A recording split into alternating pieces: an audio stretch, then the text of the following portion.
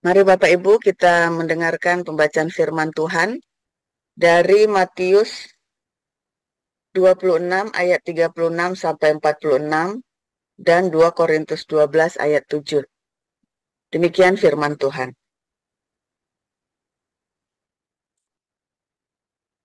Maka sampailah Yesus bersama-sama murid-muridnya ke suatu tempat yang bernama Getsemani.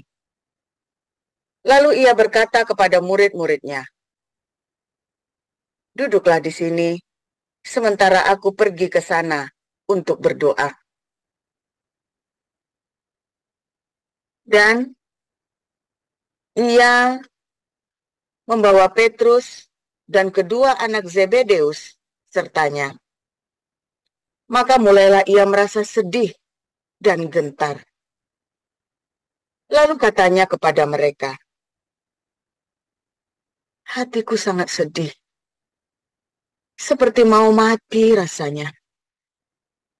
Tinggallah di sini dan berjaga-jagalah dengan aku." Maka ia maju sedikit, lalu sujud dan berdoa. Katanya, "Ya Bapakku, jikalau sekiranya mungkin, biarlah cawan ini lalu daripadaku.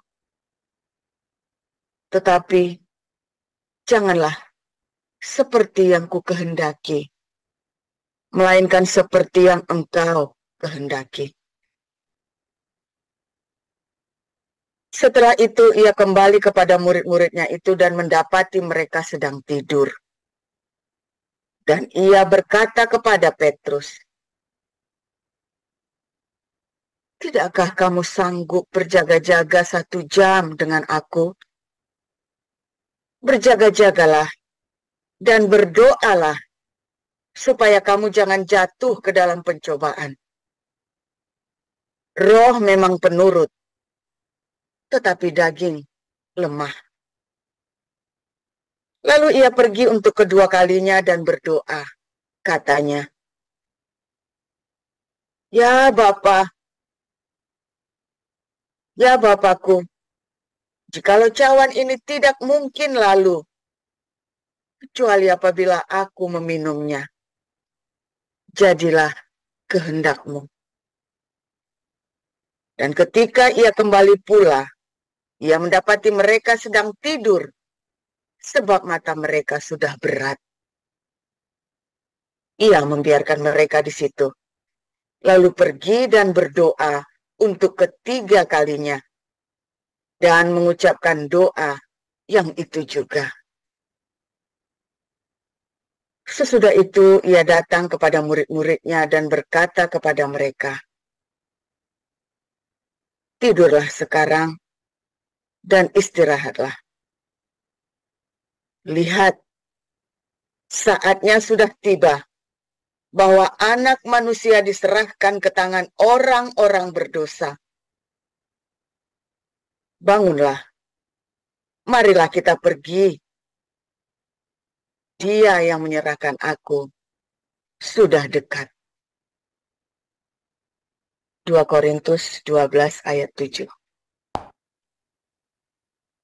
Dan supaya aku jangan meninggalkan diri karena penyataan-penyataan yang luar biasa itu, maka aku diberi suatu duri di dalam dagingku, yaitu seorang utusan iblis untuk menggocoh aku, supaya aku jangan meninggikan diri.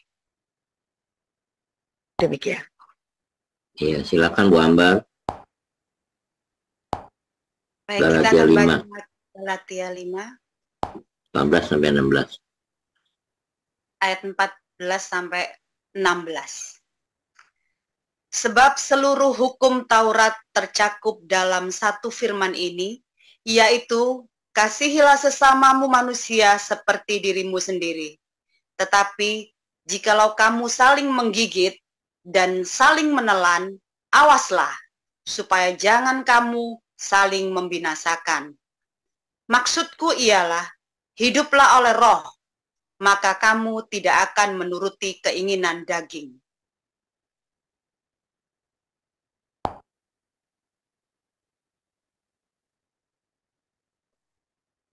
Jadi silakan Ibu Veronica.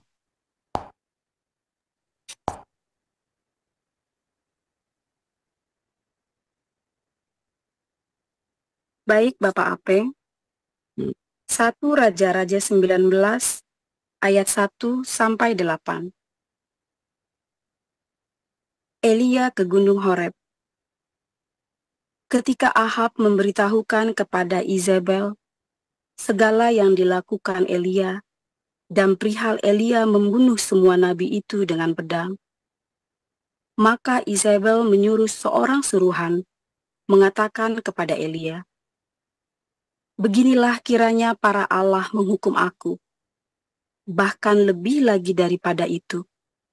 Jika besok kira-kira pada waktu ini, aku tidak membuat nyawamu sama seperti nyawa salah seorang dari mereka itu." Maka takutlah ia, lalu bangkit dan pergi menyelamatkan nyawanya.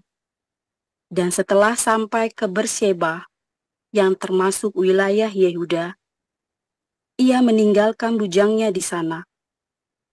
Tetapi ia sendiri masuk ke padang gurun, sehari perjalanan jauhnya, lalu duduk di bawah sebuah pohon arar. Kemudian ia ingin mati. Katanya, "Cukuplah itu. Sekarang ya Tuhan, ambillah nyawaku.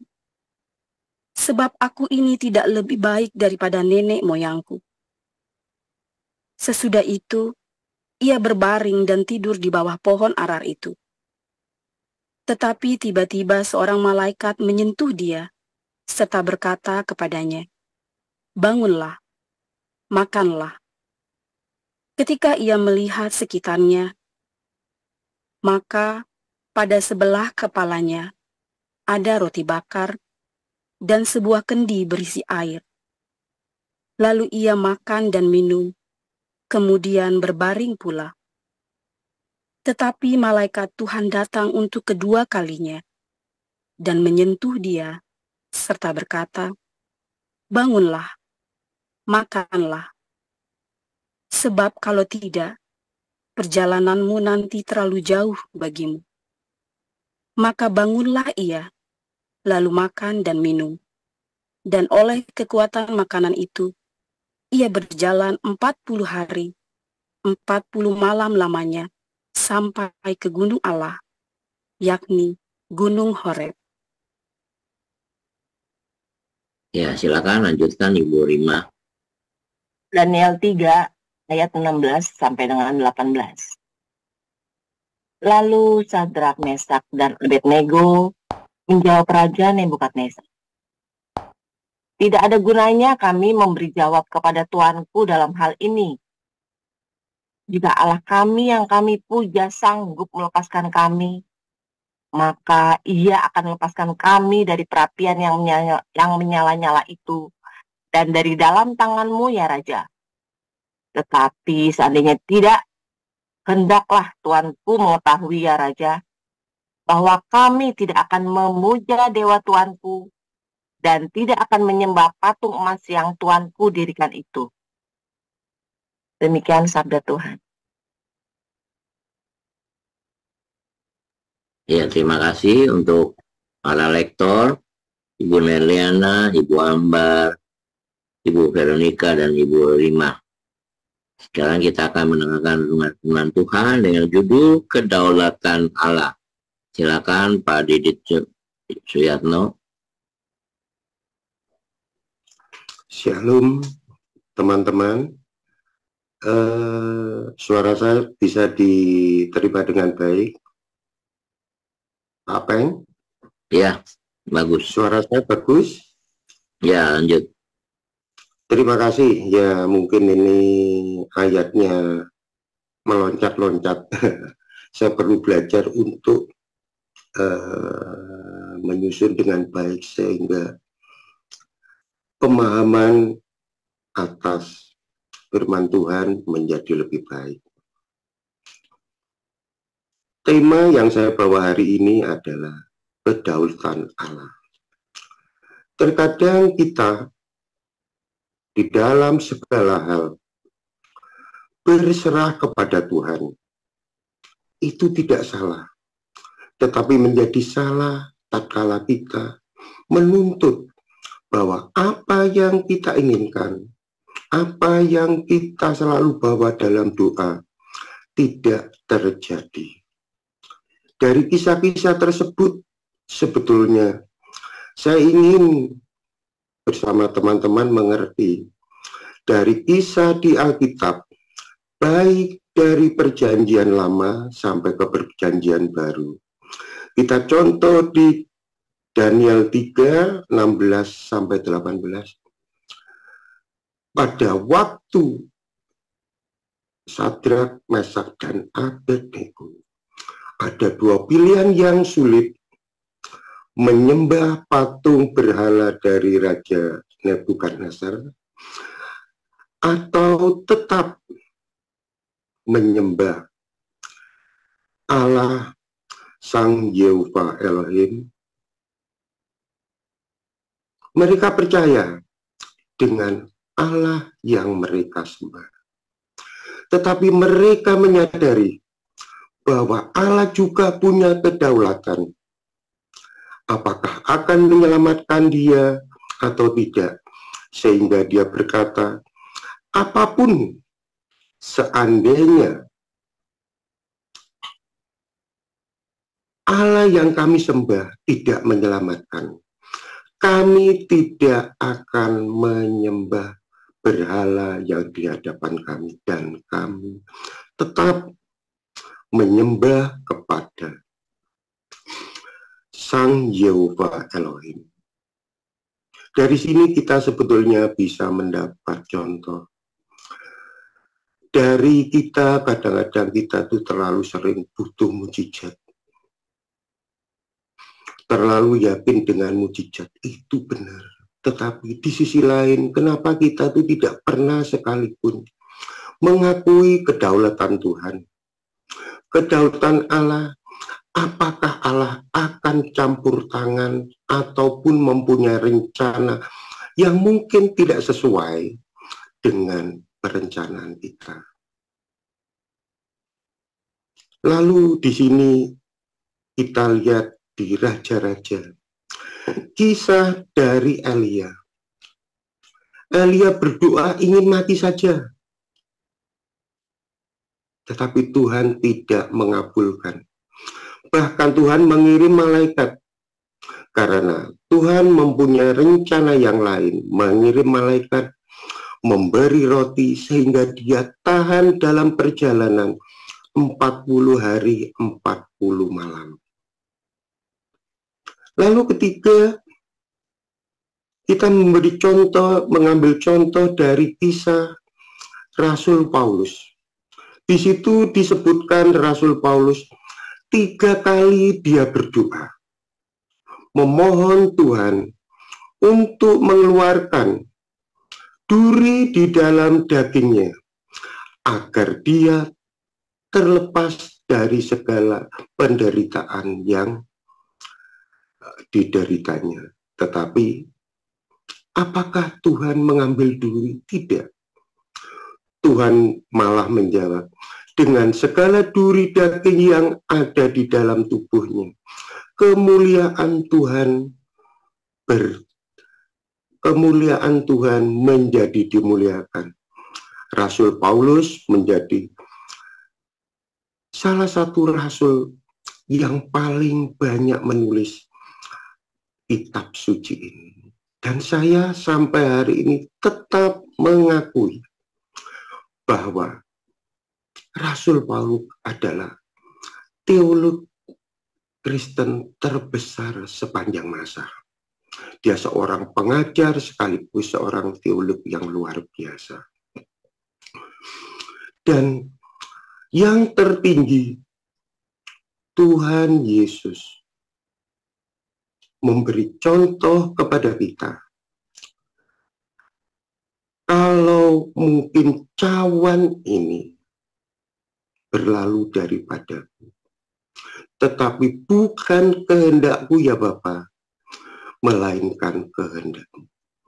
Di sini kita belajar, Tuhan sudah memberi teladan kepada kita tentang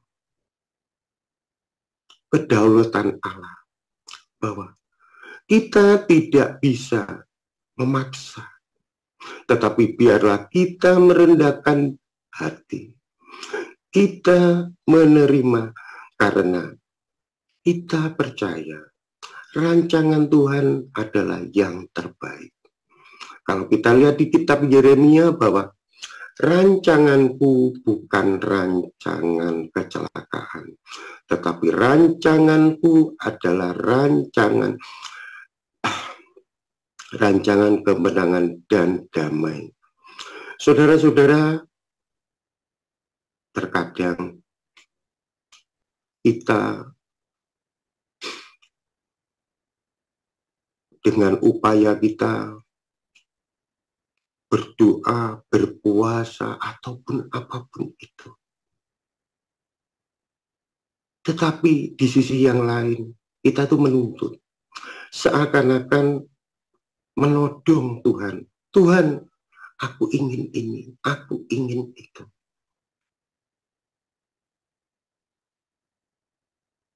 Di sini kita belajar terutama dari Tuhan Yesus.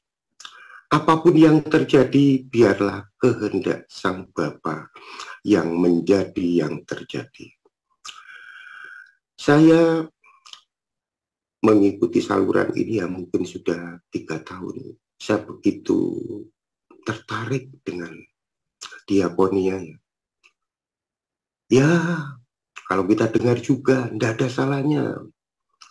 Pak Paul bercerita, engkau akan diberkati karena ini.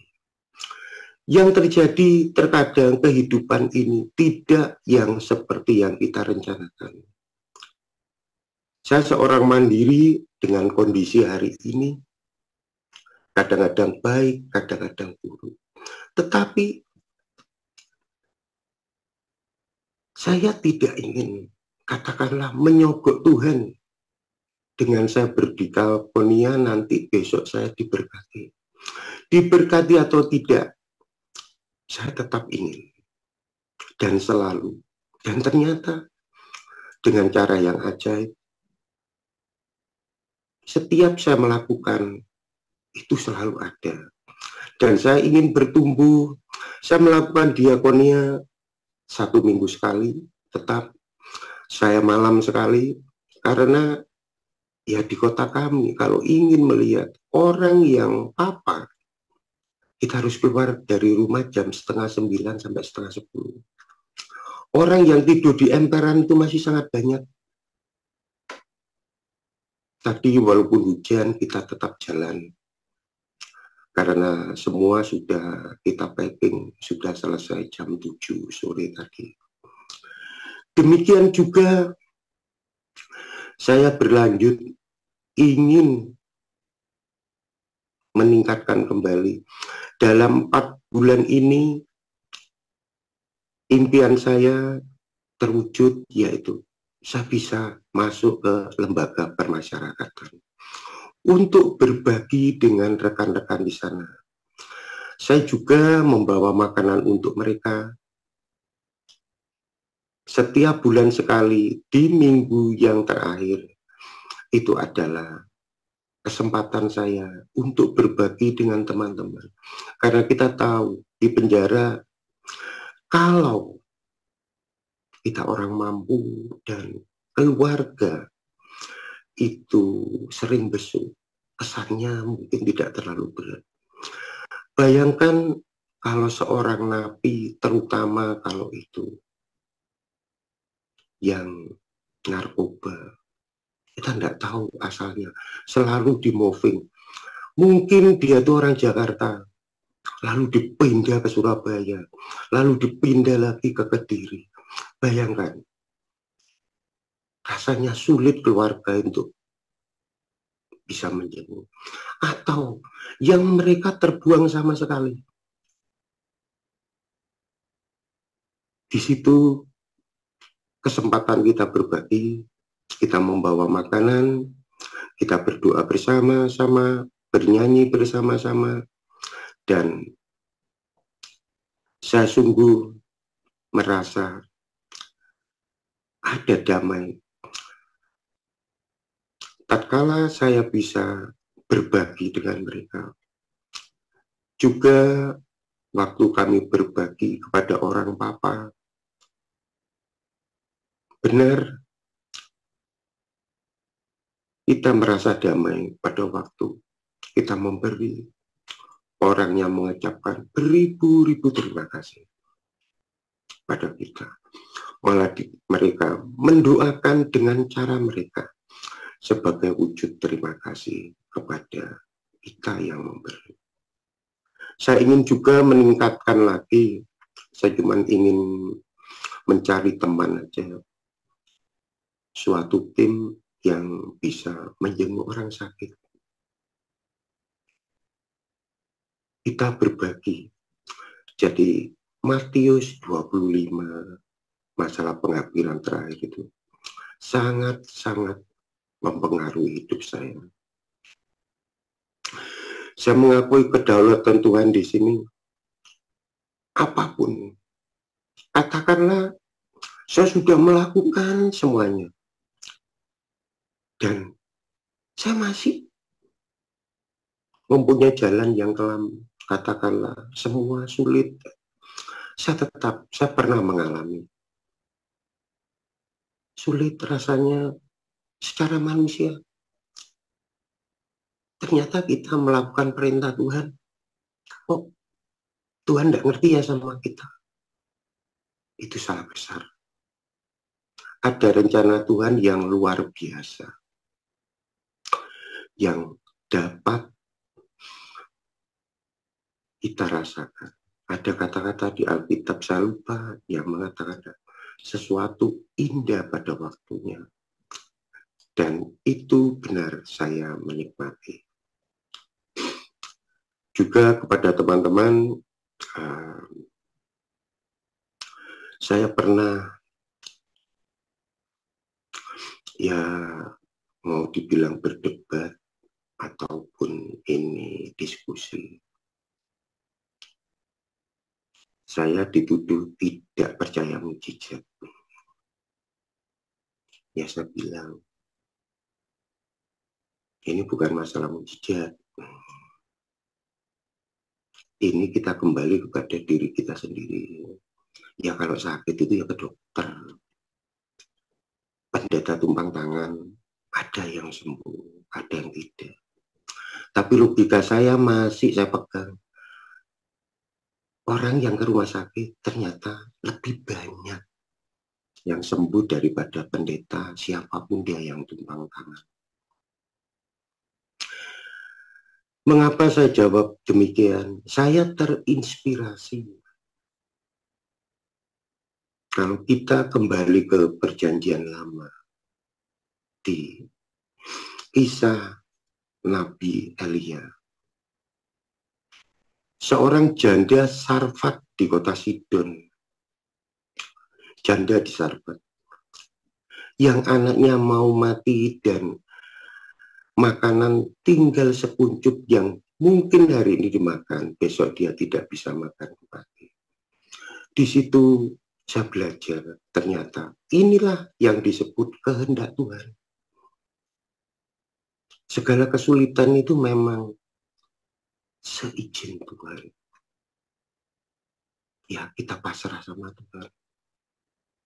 Kalau kita kembali lagi melihat di kisah Nabi Elisa, seorang janda miskin yang kedua anaknya yang akan diambil sebagai tebusan atas hutang-hutangnya. Ketika Nabi Elisa datang, Tuhan tetap memberi jalan, tetapi pola jalan yang lain dengan Nabi Elisa menyuruh janda tersebut mengumpulkan buli-buli. Saya tidak bisa bayangkan ya, kalau sama tetangga kiri, kanan, semua kita hutangin dan kita tidak mampu bayar. Lalu kita disuruh minjem, saya pinjam jurigen ya, ada apa enggak tahulah, saya penting jurigen. Saya rasa itu butuh perjuangan yang luar biasa. Di sini saya mendapat pemahaman bahwa ini adalah karena kesalahan kita sendiri. Jadi kita wajib menebus. Dan Tuhan memberi lapang jalan untuk kita semua bisa melalui dengan baik. Di sini teman-teman, pemahaman saya mungkin nanti Ibu Ana atau Bapak Paul selaku gembala kita, ada pemahaman ini, ada kurangnya bisa digenapin. Bahwa tatkala suatu hal karena ya memang salah kita, tidak salah kalau kita tuh minta pertolongan Tuhan. Tetapi kalau kita tidak melakukan upaya kita atau kita membuat tebusan atas kesalahan kita, rasa-rasanya ya sesuatu yang tidak adil. Kita yang salah, kita yang berbuat sendiri, tetapi kita menuntut Tuhan untuk menyelesaikan masalah kita. Kita kembali kepada topik, bagaimana kita memahami, kita tunduk terhadap kedaulatan Allah. Biarlah Allah dengan caranya sendiri menolong kita semua. Ya, saya kembali, kenapa tema ini saya angkat? Kebetulan sekali saya ikut HBC 2. Ya, kalau ada teman-teman di sini kan ada tugas untuk paper. Mungkin tema ini garis lurus atau sejenis dengan kalau Allah baik, mengapa kami bisa menderita? Ya, kita nanti belajar menderitanya itu karena ulah kita sendiri atau memang kehendak Tuhan. Kalau kehendak Tuhan, kita 100% pasrah sama Tuhan. Tetapi kalau itu karena kita sendiri, selayaknya kita minta bimbingan Tuhan untuk gimana kita menebus kesalahan kita yang telah kita lakukan. Puji Tuhan, terima kasih. Tuhan Yesus memberkati kita semua. Biarlah apa yang kami sampaikan ini dapat menjadi pemahaman yang sama kita lakukan dalam kehidupan sehari-hari. Shalom, Tuhan Yesus memberkati.